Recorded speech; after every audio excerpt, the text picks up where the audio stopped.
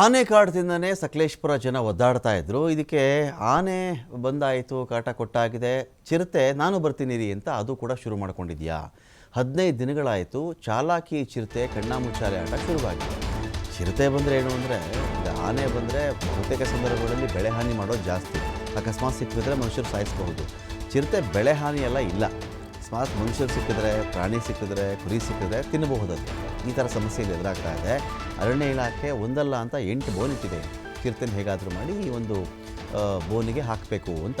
ಕ್ಯಾನಹಳ್ಳಿ, ಮಾವಿನಹಳ್ಳಿ, ಹೆನ್ನಳ್ಳಿ ಬಳಿಯಲ್ಲಿ ಚಿರತೆ ಕಾಣಿಸ್ಕೊಂಡಿದೆ. ನೋಡಿ, ಚೆನ್ನಾಗಿ ಕಾಣಿಸ್ತಾ ಇದೆ ಈ ಒಂದು ಫೋಟೋದಲ್ಲಿ ನೋಡಿ ನೀವು. ಇದೆಲ್ಲ ಕ್ಯಾಮ್ರಾದೆಲ್ಲ ಸರಿಯಾಗಿದೆ. ಬೋನು ಇಟ್ಟಿದ್ದಾರೆ ಇವರು. ಆ ಬೋನಿಗೆ ಮಾತ್ರ ನಾನು ಬರಲ್ಲ ಅನ್ನೋ ಚಿರತೆ. ನಾನು ಒಳಗಡೆ ಹೋಗಲ್ಲ, ನನಗೆ ಗೊತ್ತಿಲ್ಲ ಬೋನ್ ಇಟ್ಟಿದ್ದೀರಾ ಅಂತ, ನಾನು ಟ್ರ್ಯಾಪ್ ಆಗಲ್ಲ ನಿಮ್ಮ ಬೋನ್ಗೆಲ್ಲ ಅಂತ ಓಡಾಡ್ತಾನೆ ಇದೆ. ಹಗಲು ರಾತ್ರಿ ಎನ್ನದೆ ಕೆಲಸ ಮಾಡ್ತಾ ಇದ್ದಾರೆ ಅರಣ್ಯ ಇಲಾಖೆ ಸಿಬ್ಬಂದಿ ಚಿರತೆನ ಹಿಡಿಬೇಕು ಅಂತ. ಸ್ಥಳಕ್ಕೆ ಸಕಲೇಶಪುರ ಶಾಸಕ ಸಿಮೆಂಟ್ ಮಂಜುನಾಥ್ ಕೂಡ ಭೇಟಿ ಕೊಟ್ಟಿದ್ದರು. ಚಿರತೆ ಸೆರೆ ಹಿಡಿಬೇಕು ಅಂತ ಹೇಳಿ ಅರಣ್ಯ ಇಲಾಖೆ ಏನು ಕ್ರಮ ಕೈಗೊಂಡಿದೆಯೋ ಆ ಕ್ರಮಗಳ ಬಗ್ಗೆ ಪರಿಶೀಲನೆ ನಡೆಸಿದ್ರು. ಚಿರತೆ ಸೆರೆ ಹಿಡಿಬೇಕು ಅಂತೇಳಿ ಶಾಸಕರಿಗೆ ಗ್ರಾಮಸ್ಥರು ಮನವಿ ಕೂಡ ಮಾಡಿಕೊಂಡ್ರು. ನಾಳೆಯಿಂದ LTF ಸಿಬ್ಬಂದಿ ಜೊತೆ ಅರಣ್ಯ ಇಲಾಖೆ ಕಾರ್ಯಾಚರಣೆಯನ್ನು ಮಾಡ್ತಾ ಇದೆ.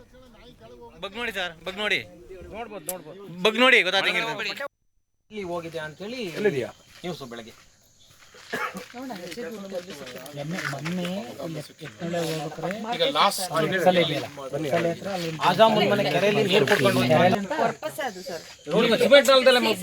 ಅದಕ್ಕೋಸ್ಕರ ಇಲ್ಲಿ ಒಂದು ಇಟ್ಟಿದೆ ಸರ್. ಅದೇ ಪರ್ಪಸ್ಗೋಸ್ಕರ ಆಮೇಲೆ ಬೇರೆ ಕಡೆ ಇಟ್ಟಿದೆ ಸರ್. ಟೋಟಲ್ ಕಡೆ ಇಲ್ಲಿ ಒಂದಿದೆ ಮತ್ತೆ ಇಲ್ಲೊಂದಿದೆ. ಅಜಮ್ ಪಾಷಾ ಬೆಳಗ್ಗೆ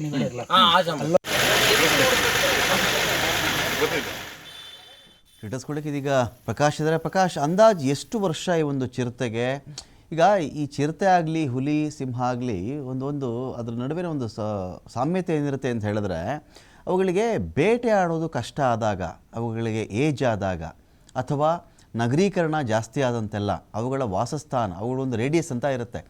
ನಾವೊಂದು ಮನೆ ಕಟ್ಕೊಂಡು ಹೇಗೆ ಜೀವನ ಮಾಡ್ತೀವೋ ಅದೇ ಥರ ಪ್ರಾಣಿಗಳಿಗೂ ಒಂದೊಂದು ವಲಯ ಅಂತ ಇರುತ್ತೆ. ಕೆಲವು ಪ್ರಾಣಿಗಳಿಗೆ 12 kilometre radius, 15 kilometre radius, 30 kilometre radius. ಈ ಆನೆಗಳಿಗೆ ಒಂದು ಕಾರಿಡಾರ್. ಈ ಕಡೆಯಿಂದ ಆ ಕಡೆ 106 ಕಿಲೋಮೀಟ್ರ್ ಹೋಗ್ತವೆ, ಆ ಕಡೆಯಿಂದ ಮತ್ತೆ ಈ ಕಡೆ 106 ಕಿಲೋಮೀಟ್ರ್ ಹೋಗ್ತವೆ. ಆಯಾ ಕಾಲಕ್ಕೆ ಎಲ್ಲಿ ನೀರು ಸಿಗುತ್ತೆ, ಎಲ್ಲಿ ಬಿದಿರು ಸಿಗುತ್ತೆ, ಎಲ್ಲಿ ಸೊಪ್ಪು ಸಿಗುತ್ತೆ, ಅದರ ಆಧಾರದ ಮೇರೆಗೆ ಆ ಒಂದು ಜೀವನ ಪದ್ಧತಿ ರಚನೆ ಮಾಡ್ಕೊಂಡಿರ್ತವೆ. ಈ ಚಿರತೆ ಅಂತ ಬಂದು ಎಷ್ಟು ವಯಸ್ಸು ಇದಕ್ಕೆ? ಯಾರಿಗಾದರೂ ಇಲ್ಲಿವರೆಗೂ ಹಾನಿ ಮಾಡಿದೆಯಾ? ಯಾವ್ಯಾವ ಭಾಗದಲ್ಲಿ ಕಾಣಿಸ್ಕೊಂಡಿದೆ ಇದು? ಇದನ್ನು ಹಿಡಿಬೇಕು ಅಂತ ಏನೆಲ್ಲ ಪ್ರಯತ್ನಗಳಾಗ್ತಾ ಇದೆ ಅಂತ? ರಮಾಕಾಂತ್, ಹಾಸನ ಜಿಲ್ಲೆ ಸಕಲೇಶಪುರದಲ್ಲಿ ಒಂದು ಕಡೆ ಕಾಡಾನೆ ಕಾಟಕ್ಕೆ ಸಾಕಷ್ಟು ಅಲ್ಲಿನ ಮಲೆನಾಡಿಗರು ಕೂಡ ಬೇಸತ್ತಿದ್ರು. ಅಲ್ಲಿ ಕಾಡಾನೆ ಹಾವಳಿನೇ ಹೆಚ್ಚಾಗಿರ್ತಾ ಇತ್ತು. ಚಿರತೆಗಳು ಮಲೆನಾಡು ಪ್ರದೇಶದಲ್ಲಿ, ಯಾಕಂತಂದ್ರೆ ಆ ವೆದರ್ ನಲ್ಲಿ ಚಿರತೆಗಳು ಕಾಣಿಸ್ಕೊಳ್ಳೋದು ಬಹುತೇಕ ಅಪರೂಪ. ಈಗ ಬಯಲು ಸೀಮೆಯ ಸಿಕ್ಕಂತಹ ಚಿರತೆ ಏನಿದೆ, ಆ ಚಿರತೆಗಳನ್ನ ಸಕಲೇಶಪುರ ಅರಣ್ಯ ವಲಯ ಪ್ರದೇಶ, ಬಿಸಿಲೆ ಅರಣ್ಯ ವಲಯ ಪ್ರದೇಶ, ಈ ರೀತಿ ಅರಣ್ಯ ವಲಯ ಪ್ರದೇಶಗಳಿಗೆ ಬಿಡ್ತಾ ಇರುವಂತದ್ದು ಇದು ಸಾಕಷ್ಟು ಎಡವಟ್ಟಿಗೆ ಕೂಡ ಕಾರಣವಾಗಿರ್ತಕ್ಕಂಥದ್ದು. ಅಲ್ಲಿ ಬಿಟ್ಟಂತಹ ಚಿರತೆಗಳು ಈಗ ಏಕಾಏಕಿ ಸಕಲೇಶಪುರದ ಮಲೆನಾಡು ಭಾಗ, ಆಲೂರು ಭಾಗದಲ್ಲಿಗೆ ಚಿರತೆಗಳು ಕೂಡ ಈಗಾಗಲೇ ಪ್ರತ್ಯಕ್ಷ ಆಗ್ತಾ ಇರ್ತಕ್ಕಂಥದ್ದು. ಸಕಲೇಶಪುರ ತಾಲೂಕಿನ ಸುಮಾರು 8 ಹಳ್ಳಿಗಳಲ್ಲಿ, ಕ್ಯಾನಹಳ್ಳಿ ಆಗ್ಬೋದು, ಆ ಕಡೆ ಹೊಸಗುಡ್ಡ ಆಗ್ಬೋದು, ಈ ಕಡೆ ಸುಮಾರು 8ಕ್ಕೂ ಹೆಚ್ಚು ಹಳ್ಳಿಗಳಲ್ಲಿ ಬೋನನ್ನು ಕೂಡ ಚಿರತೆ ಹಿಡಿಲಿಕ್ಕೆ ಬೋನ್ ಇರ್ತಿದ್ದಾರೆ. ಆದ್ರೆ ಯಾವ ಬೋನ್ಗೂ ಕೂಡ ಆ ಚಿರತೆ ಬೋನ್ಗೆ ಬೀಳ್ತಲ್ಲ. ಹಾಗಾಗಿ ಅರಣ್ಯಾಧಿಕಾರಿಗಳಿಗೂ ಸಾಕಷ್ಟು ಇದು ತಲೆನೋವಾಗಿರ್ತಕ್ಕಂಥದ್ದು. ಅಲ್ಲಿನ RFO ಶಿಲ್ಪ ಆಗಿರ್ಬೋದು, ಜೊತೆಗೆ ಸ್ಥಳಕ್ಕೆ ಸ್ವತಃ ಅಲ್ಲಿನ ಸ್ಥಳೀಯ ಶಾಸಕರು ಸಿಮೆಂಟ್ ಮಂಜು ಕೂಡ ಅಲ್ಲಿಗೆ ಹೋಗಿ ಭೇಟಿ ನೀಡಿರುವಂತದ್ದು. ಅಲ್ಲೇನಾದ್ರೂ ಯಾವ್ದಾದ್ರು ಕುರಿನೋ ಮೇಕೆನೋ ಪ್ರಾಣಿನೋ ಕಟ್ಟಿದಾರ ಅದ್ರೊಳಗಡೆ ಅಂತ?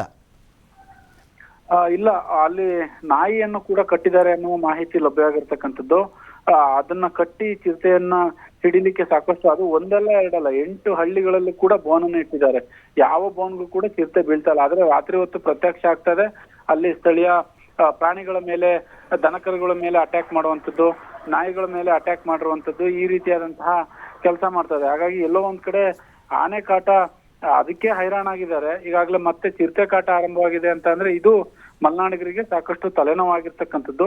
ಬಯಲು ಸೀಮೆಯ ಸಿಕ್ಕದಂತಹ ಚಿರತೆಯನ್ನು ಯಾಕೆ ಮಲೆನಾಡಿಗರಿಗೆ ತಂದು ಚಿರತೆಯನ್ನು ಬಿಡ್ತಾ ಇದಾರೆ ಅನ್ನುವ ಪ್ರಶ್ನೆಯನ್ನು ಕೂಡ ಮಾಡ್ತಾ ಇರುವಂತದ್ದು. ಇದು ಯಾವಾಗ ಗಂಭೀರತೆ ಪಡೆದುಕೊಳ್ಳುತ್ತೆ ಅಂತ ಸಂದರ್ಭದಲ್ಲಿ ಶಾಸಕರು ಕೂಡ ಈಗಾಗಲೇ ಎಚ್ಚೆತ್ಕೊಂಡಿರುವಂತದ್ದು. ನೇರವಾಗಿ ಸದನ ಮುಗಿಸ್ಕೊಂಡು ಬಂದಂತಹ ಶಾಸಕರು 8 ಗ್ರಾಮಗಳಿಗೂ ಕೂಡ ಭೇಟಿ ನೀಡಿ ಅಲ್ಲಿನ ಸ್ಥಿತಿಯನ್ನು ಕೂಡ ವಿಚಾರಣೆ ಮಾಡಿದ್ದಾರೆ. ಬಟ್ ಒಂದು ಆತಂಕದ ವಿಚಾರ ಅಂದ್ರೆ ಬಯಲು ಸೀಮೆಯಲ್ಲಿ ಸಿಕ್ಕಿದಂತಹ ಚಿರತೆಗಳನ್ನ ಸಕಲೇಶ್ಪುರ ಕಾಡು ಪ್ರದೇಶಕ್ಕೆ ಬಿಡ್ತಾ ಇರುವಂತದ್ದು ಇದು ಬಹಳ ದೊಡ್ಡ ತಪ್ಪು ನಡೀತಾ ಇದೆ ಅನ್ನುವ ಆರೋಪಗಳು ಕೂಡ Okay. ಈಗಾಗಲೇ ಸದ್ಯಕ್ಕೆ ಕೇಳಿ ಬರ್ತಾ ಇರುವಂತದ್ದು Ramakant. Okay, thank you Prakash.